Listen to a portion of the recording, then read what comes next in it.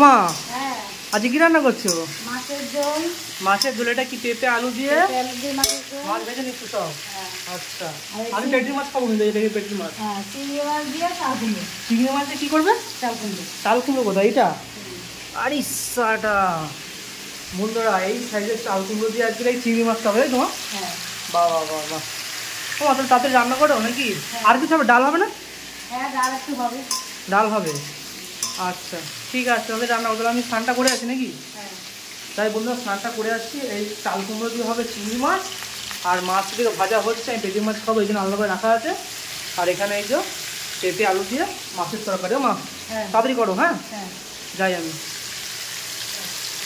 মা স্নান করতে চলে এলাম, কতটা হলো?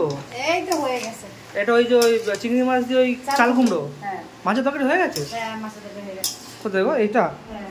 আচ্ছা, মাছের তরকারি এখানে হয়ে গেছে। বাহ বন্ধুরা, মাছের তরকারি একদম কমপ্লিট, দেখতেই পাচ্ছ একদম আহা সেই লাগছে দেখতে। ও মা, তোর আর কতক্ষণ লাগবে? এই তো হয়ে যাবে। হয়ে যাবে? হ্যাঁ। রাতেই দাও তো বন্ধুরা, এদিকে রান্না করে আসলে খাওয়ার সময় দেখা হচ্ছে।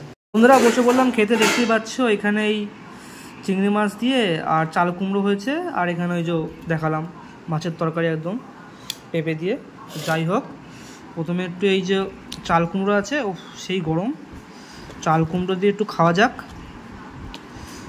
এই যে চিংড়ি মাছ দিয়ে বেশ ভালো করে মাখিয়ে জিনিসটাকে, এটাকে এভাবে খেতে হবে, এইভাবে।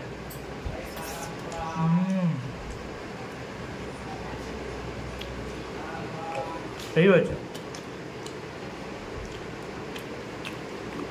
আহা সেই সব। চাল কুমড়ো ভালো হয়েছে মা। বন্ধুরা, চাল কুমড়ো দিয়ে খাওয়া শেষ, এবার তরকারিটা ঢেলে নেবো, তরকারি দেবে, খেতে হবে। ওমা আজকে এই এতে বেটে করেছো, ওই শিরে বেটে? আহা, এই সাইজের মাছ বন্ধুরা দেখতেই পাচ্ছ, একদম কড়া করে ভেজে, আহা একদম ফ্রেশ মাছ।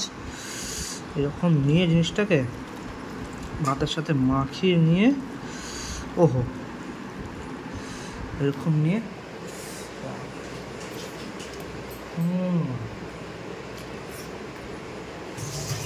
আহা সেই স্বাদ। ছেলে বাটা মশলা দিয়ে মাছের তরকারি পুরো জমে গেল। তো এখন এই মতোই দেখা হচ্ছে পরের ভিডিওতে। আহা।